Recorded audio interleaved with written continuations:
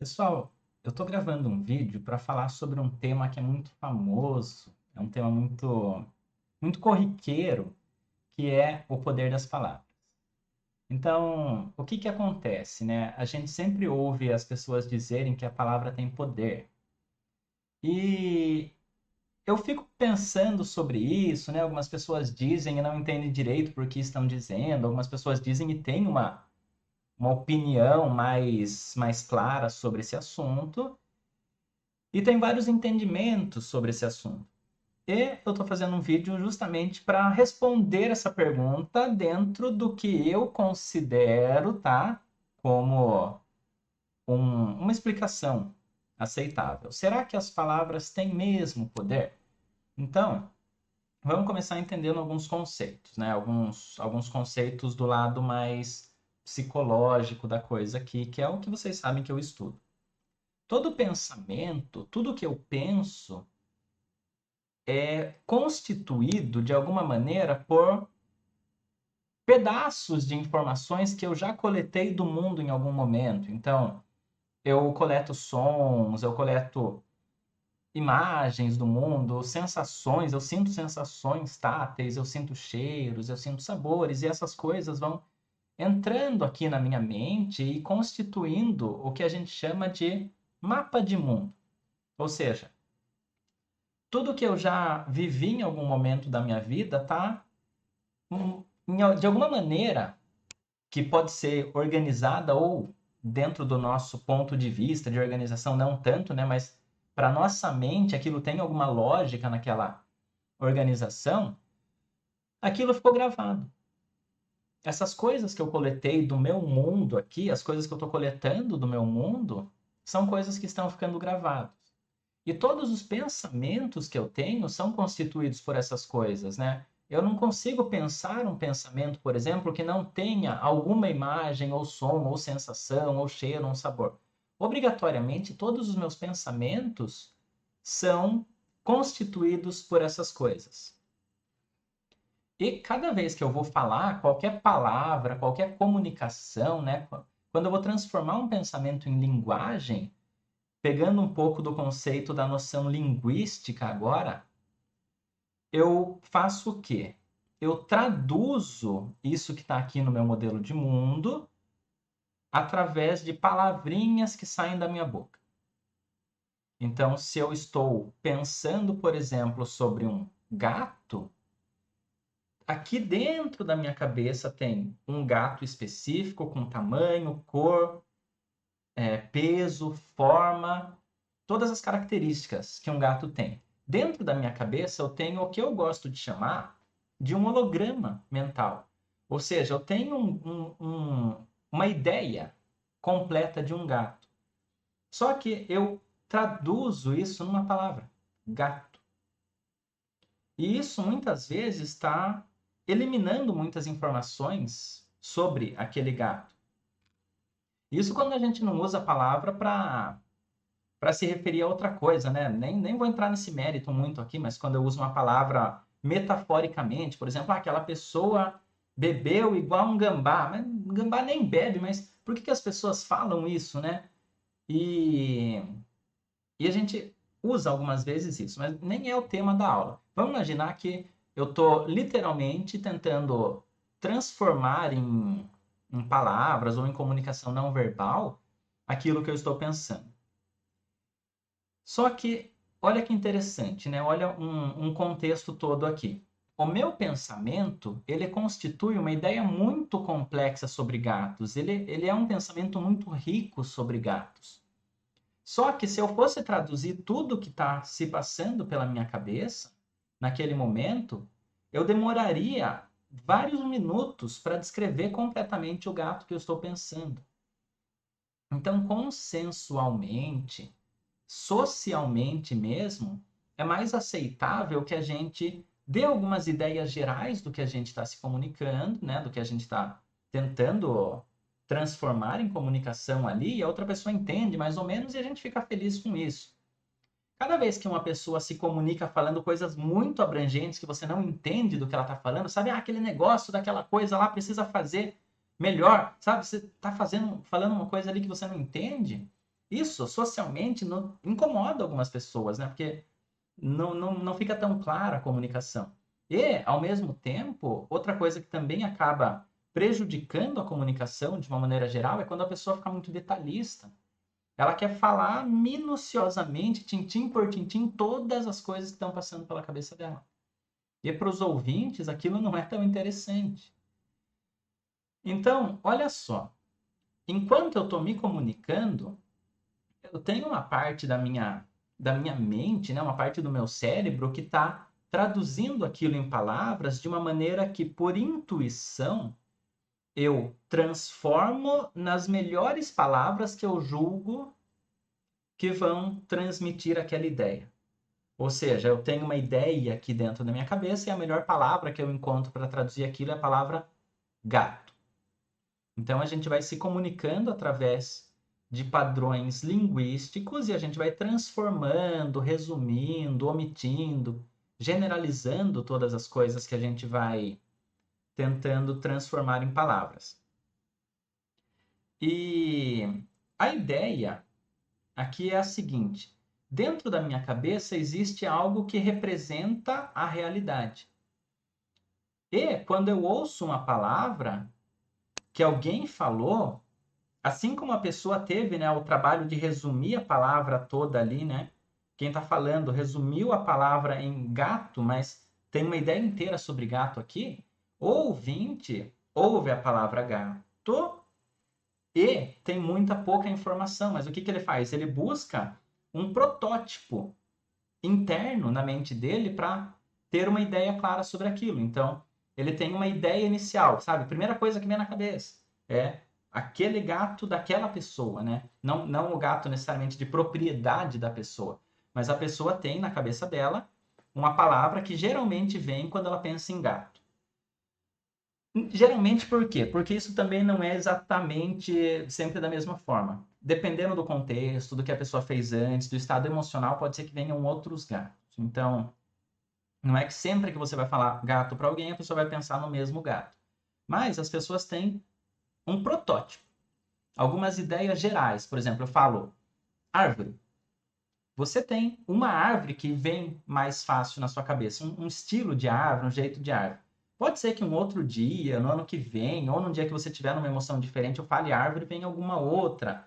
Pode ser que a gente esteja, por exemplo, estudando sobre árvores e aí alguém fala árvore, você já entende de uma maneira diferente. Mas, se nada acontecer, de maneira geral, quando eu falo a mesma palavra, você vai ter a mesma ideia sobre aquilo. Você vai escolher a melhor representação interna que, pela sua intuição, vai traduzir aquela ideia. E tudo isso é uma escolha intuitiva, tá? Então, o que eu falei até agora? Que a gente tem pensamentos e traduz em palavras, e as outras pessoas que ouvem traduzem em palavras. Então, sobre o tema do vídeo, né? Vamos começar a lembrar aqui. A gente está falando sobre as palavras têm poder. E o que eu vi? Que eu transformo coisas em palavras, eu transformo ideias em palavras. E eu também transformo emoções em palavras. Então, se eu tenho uma emoção específica, eu chamo aquilo de alegria, eu resumi aquilo e transformei numa palavra. E o interessante é que quando eu penso, por exemplo, tal coisa me deixa alegre, e eu coloco isso na minha cabeça, né? Isso entra na minha cabeça ali como uma sugestãozinha hipnótica, né? Vocês já me viram falar muito sobre a gente entrar em estado hipnótico em momentos aleatórios, então eu não preciso fazer necessariamente uma indução para entrar em estado hipnótico, eu me dou sugestões. E eu tenho um vídeo também que eu falo sobre como que a gente se dá sugestões, como a gente se dá sugestões mais efetivas, e esse vídeo vai ser, de certa forma, um complemento daquele, né? Porque quando eu falo para mim mesmo, tal coisa me deixa alegre, aquilo, quando acontecer, vai me deixar alegre. Agora, se eu falo assim, tal coisa me deixa. Aquela mesma coisa, mas se eu coloco na minha cabeça assim, aquela coisa eu acho legal, eu tenho uma reação emocional completamente diferente sobre aquilo.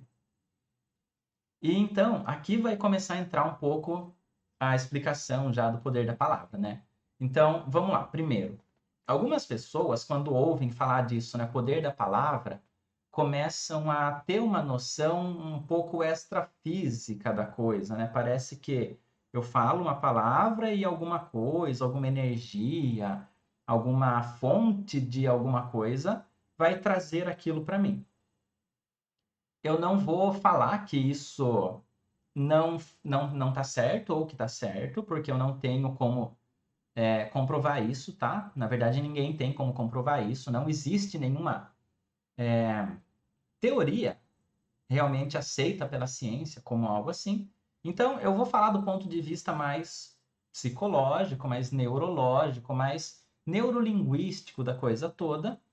E quando a gente entender isso daqui, vai ser até mais fácil entender esse outro sentido extrafísico. Por incrível que pareça, tá? Então, isso que eu estou falando não é uma negação. Muito pelo contrário, é um complemento. Quem já acredita que isso é extrafísico vai acreditar até mais. Eu não estou tentando aqui negar nenhuma teoria, tá? Por favor, não quero ir contra as crenças de ninguém aqui. Então, o que acontece? Quando eu ouço uma palavra, aquilo vai gerar uma ideia na minha cabeça. A ideia que for gerada na minha cabeça, se for boa, eu vou ter uma emoção boa. Então, vamos imaginar que alguém fala a palavra gato. Eu sou uma pessoa que gosta muito de gatos. Quando alguém fala gato, eu vou falar, que belezinha, eu gosto. Eu vou sentir carinho, eu vou sentir amor, eu vou sentir afeto, eu vou sentir várias coisas boas. Pode ser que eu lembre de alguma coisa engraçadinha, então eu sinto alegria. Então, quando eu ouço a palavra, aquilo me gera um estado interno, né? É impossível você ouvir uma palavra e não reagir a ela. E quando alguém fala gato, mesmo que a pessoa fale não pense num gato, eu tenho que pensar primeiro para entender. Então, quando alguém fala aquela palavra para mim, aquilo vai gerar um estado interno em mim. Por quê? Porque eu vou pensar num gato e pensar, ai, que bom, olha, um gato, tô pensando num gato, que legal, né? Eu gosto de gato. Se eu sou uma pessoa que não gosta de gato, eu tenho medo de gato, por exemplo, se alguém fala gato, pode ser que eu lembre de um gato e lembre de uma memória que um gato me arranhou, por exemplo, e eu sinta medo. Nossa, até disparou meu coração. Então, você pode reparar, né, que algumas coisas que as pessoas te falam fazem você criar uma série de ideias internas dentro da sua cabeça, e isso te gera um efeito no corpo. É impossível negar isso. Se alguém fala para você assim, de manhã, ó, hoje à noite a gente precisa conversar. Muitas pessoas vão passar esse dia, né, num nível de ansiedade inexplicável. Elas vão sentir uma ansiedade muito grande. Outras pessoas não tanto, mas de qualquer maneira, aquela comunicação vai gerar uma ideia, vai gerar uma emoção, vai falar, nossa, será que eu fiz alguma coisa? Ah, aí a pessoa começa ou sentir culpa, ou sentir medo, ou ela já pensa assim, ah, se ela falar para mim que eu vou fazer tal coisa, eu vou falar que ela fez tal coisa, já começa a lembrar de coisa errada que a pessoa fez também para tentar jogar na cara da pessoa, então sente raiva. Então, olha que interessante. Alguém falou uma coisa para mim, aquilo gerou uma ideia na minha cabeça, gerou uma emoção em mim. E toda emoção que eu estou sentindo, todo pensamento que eu estou pensando, né, gera uma emoção, e toda emoção reflete nas minhas escolhas, nas minhas atitudes, nos meus comportamentos e, consequentemente, nos meus resultados. Ou seja, os resultados que eu vou ter na minha vida são muitas vezes gerados pelo tipo de pensamento, muitas vezes não, são sempre gerados pelo tipo de pensamento e de emoção que eu estou sentindo naquele momento. Só que agora tem um fator novo aqui, uma variável nova. As palavras que eu ouço ou que eu uso para me comunicar comigo mesmo interferem nesses pensamentos, emoções, atitudes, escolhas e resultados. Ou seja, olha o nível do poder das palavras. E quando a gente vai pensar, né? Ah, mas então como que eu... para que isso serve? Né? Como que eu vou usar isso a meu favor se eu não dependo do que alguém vai falar para mim e tudo mais? Realmente, a gente tem muito pouco poder de influência sobre a palavra que as outras pessoas vão usar. Até existem algumas formas de começar aos poucos induzir as pessoas a usarem palavras novas, né? Tem gente que fala, não fale isso, fale tal coisa, mas não é bem assim. Mas às vezes, se funcionar isso, né? Tá aí mais uma possibilidade de fazer isso. Mas o que que eu quero enfatizar aqui, né? O que que eu quero trazer para as nossas ideias aqui nesse vídeo? Que muitas vezes existem palavras que são quase sinônimos, mas que geram algumas ideias diferentes. Por exemplo, se eu penso que uma coisa me deixa extremamente irritado, só de pensar sobre aquela coisa, eu já me sinto de alguma maneira irritado. Se aquilo acontece, então, eu fico extremamente irritado. Se eu penso, aquela coisa me deixa aborrecido, chateado, incomodado, muda. Muda a forma que eu me sinto sobre aquilo. E mesmo que eu já esteja irritado, se ao invés de descrever para alguém, né, ou para mim mesmo, nossa, fiquei irritado com isso, nossa, isso me chateou. Quando você transforma isso, mesmo que já tenha acontecido, o seu estado interno vai mudar. E o jeito que você vai se comunicar com as outras pessoas também vai mudar. Inclusive, principalmente nessa questão da raiva. Porque é muito comum, né? Se você está sentindo raiva de alguém, você se comunicar com raiva, você vai usar um tom de voz específico, uma expressão facial específica. E a tendência muito comum é que as pessoas reajam à raiva com raiva também. Então, se você está com raiva e está tentando falar com alguém com raiva, é muito provável e possível que a pessoa fique com raiva também. Porque existe um fator psicológico aqui que eu não vou entrar muito em detalhes, né? Mas nos estudos sobre a raiva, do Paul Ekman, ele fala, a raiva gera raiva. Se uma pessoa está com raiva da outra e a outra não fica com medo, por exemplo, porque tem uma série de variáveis aqui, outra pessoa vai reagir com raiva também. E se você fala para alguém, olha, eu fiquei extremamente com raiva de você, se você fala, eu fiquei aborrecido com isso, olha o jeito que as pessoas vão reagir. Você falou uma coisa para alguém, se a pessoa fala, olha, eu fiquei com raiva de você quando você falou isso, por mais que a pessoa esteja contando, né? Por mais que ela já esteja conseguindo se comunicar melhor, mas quando ela fala isso, você se sente ali de um jeito. Se a pessoa fala, oh, aquilo que você falou me aborreceu, me incomodou, me deixou chateado, você recebe aquela informação de um jeito diferente. E isso vale para muitas coisas. Por exemplo, se eu penso assim, eu tenho que fazer faxina, na mesma hora que eu penso, isso já me vem uma coisa, nossa, eu preciso fazer, eu tenho que fazer, se eu não fizer, vai acontecer alguma coisa e eu preciso fazer. O que que acontece? Quando a gente usa, né, eu tenho que, eu não tenho escolha, é uma obrigação. Isso me gera possivelmente ansiedade, alguma coisa assim. Só que algumas pessoas, né, eu não estou falando que é ruim falar eu tenho que, por exemplo, tem algumas pessoas que falam assim, eu posso fazer faxina. Então, a mesma faxina, uma pessoa pode falar eu tenho que fazer, e outra pessoa pode falar assim, eu posso fazer. Agora, o que que acontece? Dependendo do tipo de características da pessoa, se ela não colocar na cabeça dela que ela tem que fazer, ela não faz. Se ela fala assim, eu posso fazer faxina, mas não vou, porque eu não tenho que fazer. E esse é um tipo de pessoa que normalmente só faz as coisas quando está praticamente no prazo, perto em cima do prazo. Então ela vai deixando para depois, para depois, para depois, enquanto ela pode fazer, ela não faz até que ela tenha que fazer. Cada pessoa reage de um jeito diferente às palavras, né? Então eu não estou dizendo aqui que a palavra tenho que é ruim, ou que a palavra eu posso é ruim. Porque algumas pessoas pensam, eu posso fazer faxina agora, e eu vou fazer, porque depois que eu fizer eu vou me sentir melhor e vou ver que eu já eliminei uma tarefa e alguma coisa assim. Então não existe uma palavra melhor ou pior, e sim como cada pessoa está reagindo e interpretando isso. E eu quero falar um pouquinho disso e inclusive nos ensinar, né? Inclusive ensinar para vocês, na verdade, uma forma de entender um pouquinho sobre alguns tipos de palavras que eu vou falar nesse vídeo, sobre como a minha mente funciona. Então, daqui a pouco eu vou dar alguns exemplos, mas olha que interessante, né? A gente sempre vê pessoas que estão há 20 anos falando alguma coisa, algum objetivo, e não deram um passo em direção àquele objetivo. Espero que você não seja essa pessoa, mas talvez você conheça alguém, sabe, que faz 10 anos que fala, eu queria X, eu queria emagrecer, eu queria estudar, eu queria ler mais livros, né? E provavelmente essa pessoa não fez. Normalmente, para muitas pessoas, a palavra eu queria não envolve movimento interno, né? E a pessoa não tem ação aqui. Ah, eu queria.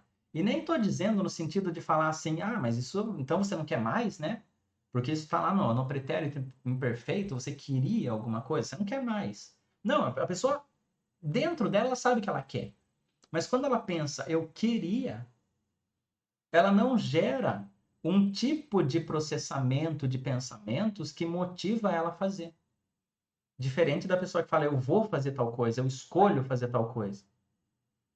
E aqui é muito importante a gente não confundir também a coisa do pensamento positivo, porque a energia vai para onde a nossa atenção está.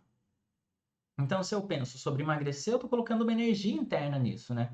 Agora, qual que é a questão? Se eu falo assim, eu vou emagrecer, mas dentro de mim tem uma voz que fala assim, não vou não, porque eu não consigo. Não adianta eu ficar falando, eu vou emagrecer, eu preciso reprogramar essa voz.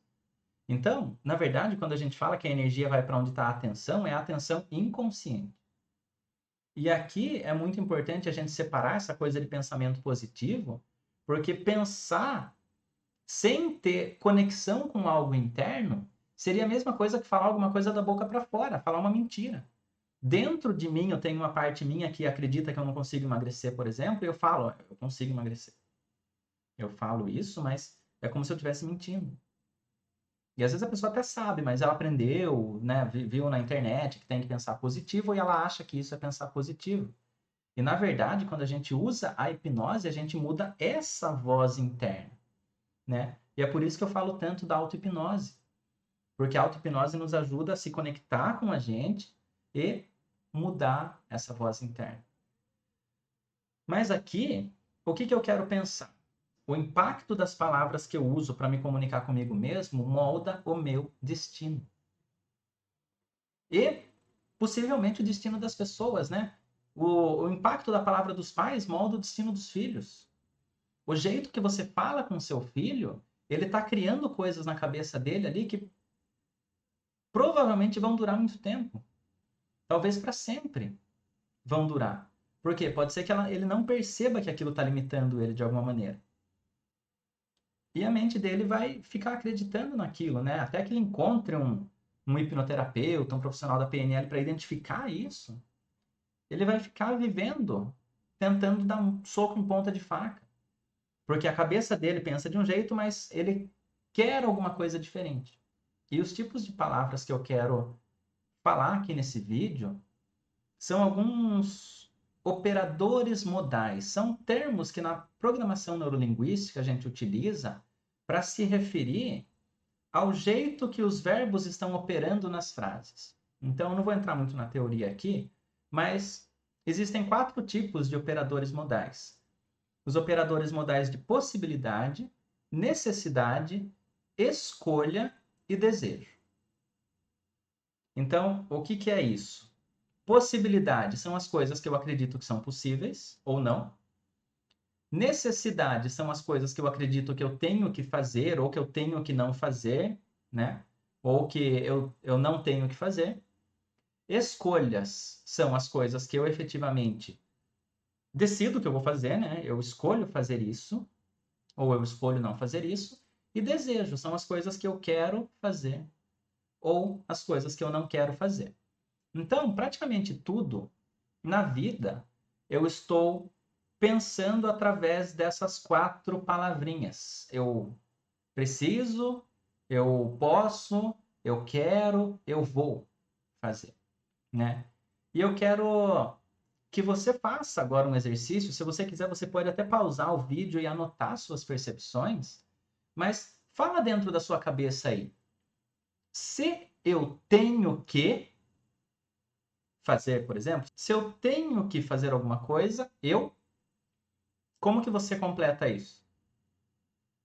Eu faço, eu não faço, Eu fico bravo, eu me sinto mal. Como que você completaria isso? Se você quiser, pause esse vídeo, fala para você mesmo aí. Se eu tenho que fazer, eu... E aí, faz de novo isso, só que com não. Por exemplo, se eu não tenho que fazer, eu... E você vai descobrir como que você toma alguns tipos de decisões importantes na sua vida. Agora, vamos mais longe. Se eu posso, eu... Se eu não posso, eu...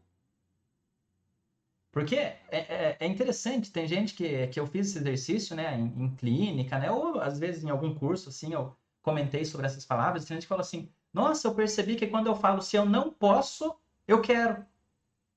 Tem gente que quer só por saber que não pode, por exemplo, né? Ou se eu posso, eu tal coisa. Então, percebe como você vem agindo no mundo de acordo com essas palavrinhas. Se eu tenho que fazer faxina, o que acontece? Se eu não tenho que fazer faxina, o que acontece? Se eu posso fazer faxina, o que acontece? Se eu não posso fazer faxina, o que acontece? Agora, se eu quero, eu pausa aí e pensa na palavrinha. Se eu não quero, eu. E eu quero é muito interessante, porque às vezes a gente pensa, né?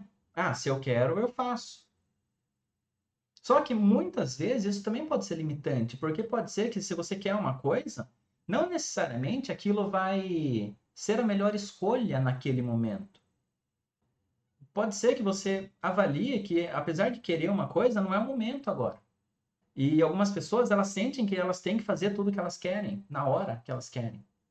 Ou então, se eu não quero, eu não faço. Quais são as consequências de fazer algo que eu quero ou de deixar de fazer algo que eu não quero? Tem gente que fala assim: ah, eu não quero ir trabalhar e eu não vou. Tudo bem, isso tem algumas consequências. Qual é o peso dessas consequências? Então, o que eu quero que você faça? Comece a perceber que tipo de palavras você vai utilizando internamente, né, na sua tomada de decisões mesmo, e perceba quais são essas regras que você usa na sua mente com relação a esses operadores modais. E eu não esqueci de dar o exemplo aqui do seu escolho. Mas o que acontece? Por que eu não dei esse exemplo? Porque se eu faço, eu faço, né? Se eu escolhi, eu fiz, né? Então, o operador modal da escolha, se eu escolho, se eu não escolho, a decisão já foi tomada. Então, por isso que eu não falei dele. O que é interessante? A gente pensar sobre o que me faz tomar a decisão de escolher ou não fazer alguma coisa. Porque pode ser que eu queira, mas eu não faça, não escolha aquilo. Pode ser que eu não queira e escolha aquilo, né? Então, não tem um se eu escolho, porque se você escolhe, você já escolheu. Então, só para constar aqui que não faltou, é que não tem muito.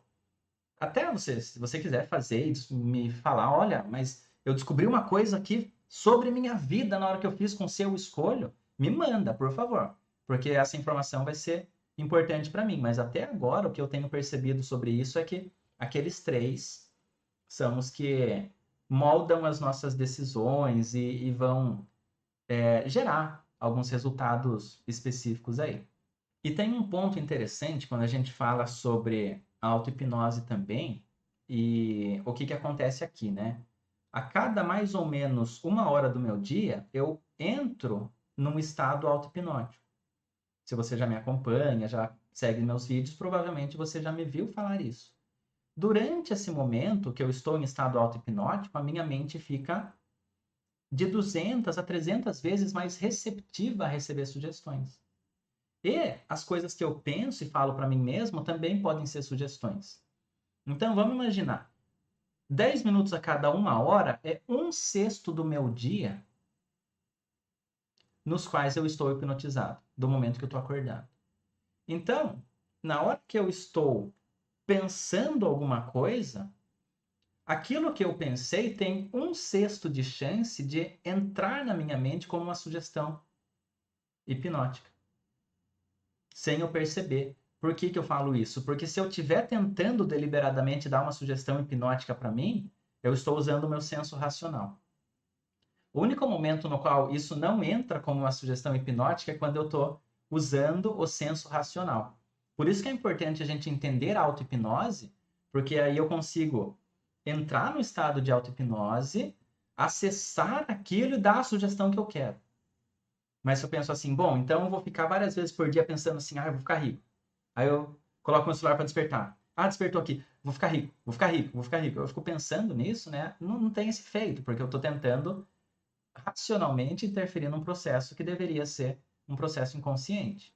E uma recomendação, um conselho, né, já chegando no final desse vídeo, é o seguinte: é extremamente importante que a gente aprenda a identificar quais palavras a gente está usando para pensar, para se comunicar, porque elas modificam nossas emoções, comportamentos, ações, resultados.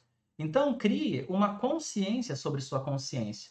Cada vez que você se pegar pensando alguma coisa, principalmente se aquilo estiver te gerando um estado limitante, identifique que tipo de palavra você está falando para você mesmo. Porque provavelmente essas palavras estão gerando ideias e pensamentos que estão te fazendo se limitar. Então, o que você precisa fazer? Preste atenção no jeito que os outros falam, que palavras as pessoas estão usando, e quando você pensa, quais são as palavras que você está usando. E na mesma hora já comece a pensar em outras palavras que são parecidas com aquela, né? Por exemplo, eu fiquei furioso ou fiquei aborrecido. Pode, claro, é diferente, mas você prefere ficar furioso ou aborrecido? Provavelmente aborrecido, porque furioso você perde seus recursos, você não consegue pensar. Se você estiver aborrecido, não está legal ainda, mas está mais perto da neutralidade do que furioso, que tem uma intensidade muito alta.